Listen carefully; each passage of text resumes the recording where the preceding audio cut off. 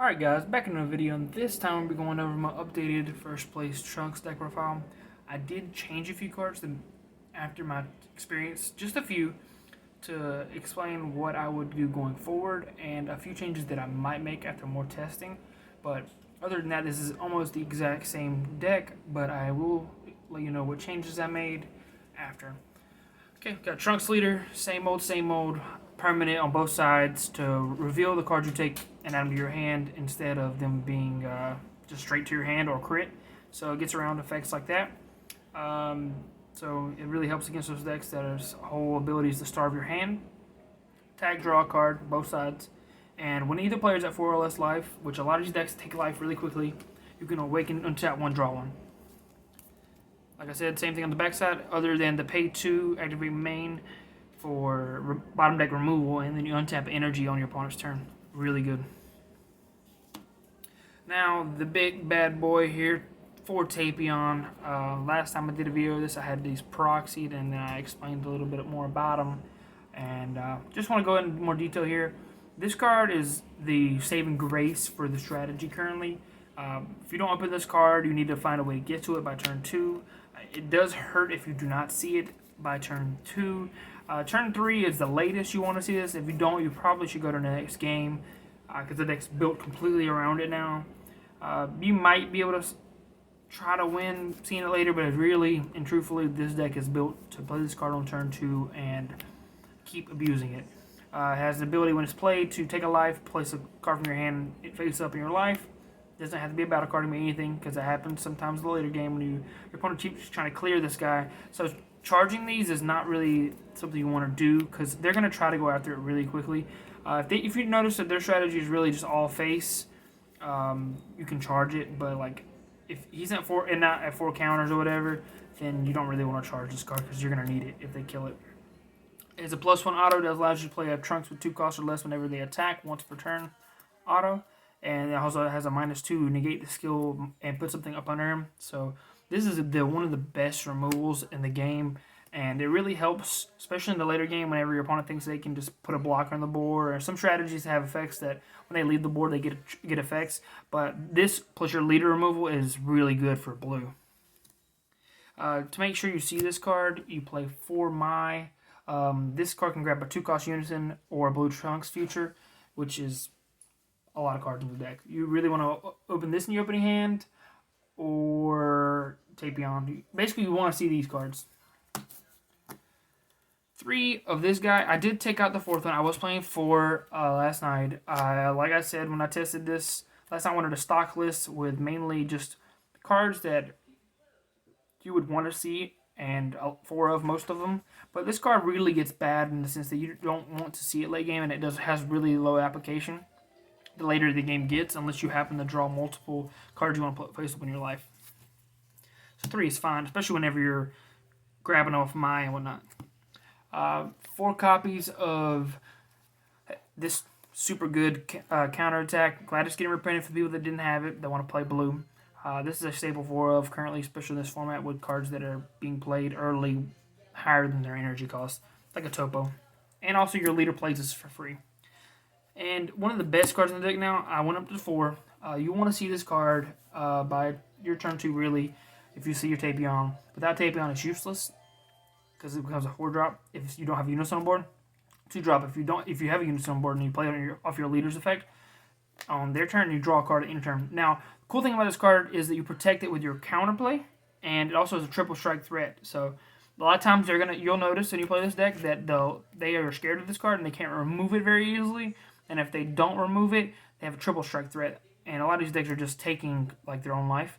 So this guy's a really big threat, and you protect it with counterplay Trunks. Ironically, Trunks protects Trunks, and this card is super good. Yeah, everybody knows. It's not bad to see multiples of this guy ever. Be careful when you charge him when he plays that, because it can get a little tricky. That's why some of these cards I have 4 copies, so just in case I charge when I have more.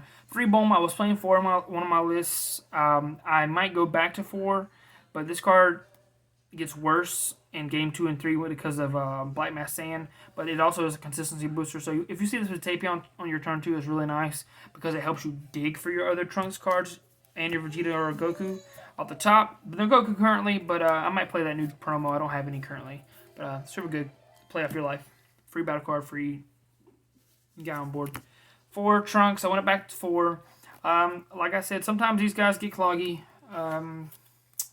Yeah, but this guy is really good blocker. And a lot of times he's not a blocker. He's just an attacker and a body. So keep that in mind. You will have to be aggressive with this card in most cases. And when it's played, you bounce something. Well, bounce 2 things back to their hand. 3 copies of Vegeta Negate. Tempted to go back down to 2 because the unique did hurt a little bit. So may go back down to 2. It's just a 1-drop counter for unique. 4 Booney. This guy, I played him a couple times. He is not that useful. So if you do not have this card, it is not a priority. But it is good in certain matchups like Dark Broly. So keep this in mind. This card is really good if you can hold your Awakening and awaken the same turn you play this. So that is. It's also, this card's better if I play the ramp cards. So it's not that great in this list. But I might end up going back to playing some ramp because I don't know. It's not necessary, especially the way I built this deck. But this guy, he's not that great without the ramp. But I did play him a few times. Kefla, this card is super good, and I might go up to 3 copies or side a 3rd copy. It becomes cheaper. It basically becomes a 3 or 4 drop and draws you 2 every turn that stays on board, 25k. But you can only play 1 at a time, so keep that in mind. That's one reason why there's only 2. Like, it's sort of like a unique before that permanent was created, I guess. But it should have just said unique. This card is super good, and yeah, if you don't have these, go ahead and grab them. Now let's go to the staples for Senzu Bean. This card is not as useful in this format, but it can be useful when you're going for a game with your Trunks being aggressively, and you also can play it on dual attackers like this. So keep that in mind. This card sometimes is just an aggressive card whenever you're pushing for game, and allows you to do things you wouldn't be able to do normally. And this card's super good against Dark Broly. But you can play whatever overround you want. 4 super combos. Now, I don't have a 4th copy of this currently, or any copies other than this one right now. So keep that in mind. I have 3 more on the way. I'm not sure if I'm going to go up to 4 copies of this, or just keep a 2 and 2 split. But the Monster Super Combo came up a few times with resting things actually came up. But drawing 2 a lot of times is just super good. And the last few cards are 2 secret rares. This is just super good. And I wish I would have mained it yesterday. And the more I thought about it after playing throughout the day, I realized this card's more important in this deck than it was before. And I will go into detail in a second about why. And this card plus this card is just super good. So this can end the game by itself. A lot of times you'll realize when you're playing this deck, like I said a little bit earlier, that your opponent will go down to 2 because they're afraid of this card, and I think that this card is just going to end them. And they don't see any more double strikers. There's no other double strike in the deck or anything above a strike. So this is your only way to clear from 3 or 2 to 0. So they'll take that extra life going down to 2. And that's why I think this card is more important now. So you'll go in with your leader, and they'll go down to 2. So they'll go down to 2, draw a card, because you want to get as much advantage before you push in for game, right?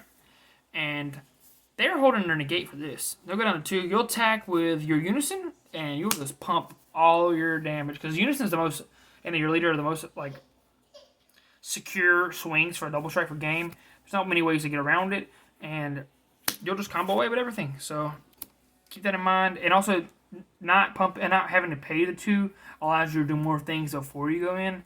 So, but if they do know you have only 1 energy up, and they're going to expect the Senzu Bean to go into it. That's one reason why it's kind of important. Yesterday, I did play my Unison just to remove something. Was at 1 energy, attack with this. They knew to negate because they knew if I just Senzu Bean up, I go up to 30k double strike. Triple strike straight off this guy. But that's it for the main deck. The side deck was really random, and I really need to work on it and really, like, dissect what's important. But I know for sure I'm going to side this card and these. And my locals has Reboot going on, so Janemba is pretty cool. I was siding Baby, counter, and 4 Dimension Magic and stuff like that. But I'm not really sure on the side yet.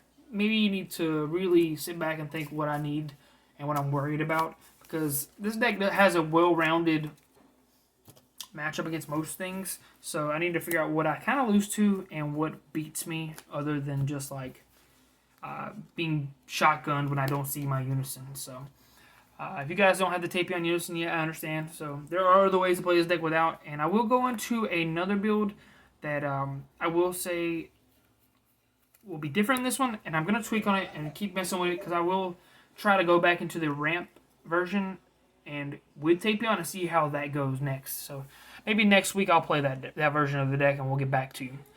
Please like, comment, subscribe if you haven't already, and I'll see you guys in the next video.